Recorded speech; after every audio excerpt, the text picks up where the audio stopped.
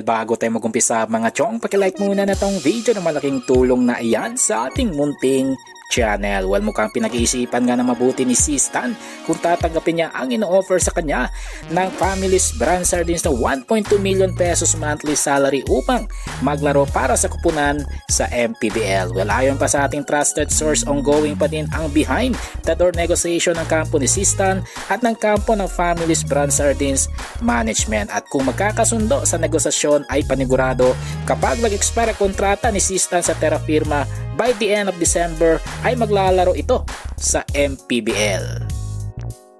Sa kabilang dako, punta naman tayo sa Magnolia Import na si Ricardo Ratliff na nasa radar na Magnolia Management matapos ang malamyang performance neto ngayong conference. Well, ayon pa sa ating trusted source, handang bigyan ng pagkakataon na Magnolia ang nasabing import, pero it's same performance pa rin ang makikita dito. Ay mapipilitan ang management na palitan ito upang hindi maging isang liability sa Magnolia. So hopefully mag-improve na ang performance ni Ricardo Ratliff. Well, panghuli sa ating balita mga chong, patungkol naman sa angas ng tondo na si Paul Lee na mukhang matatagalan bago makabalik sa Magnolia. Well, ayon pa sa latest report, sa nasabing shooter ay medyo malala ang injury ni Lee, kaya mahabang-habang pahinga ang kinakailangan neto. Kaya naman ang pwedeng pumalit dito pansamantala ay walang iba kundi itong rookie na si Jerome Lastimosa, na kung saan mabibilang ito ng pagkakataon na patunayan kung anong pwede niyang gawin para sa Magnolia. Well mga chong, hanggang dito na lang ang ating balitang PBA, at syempre huwag kalimutan mag-subscribe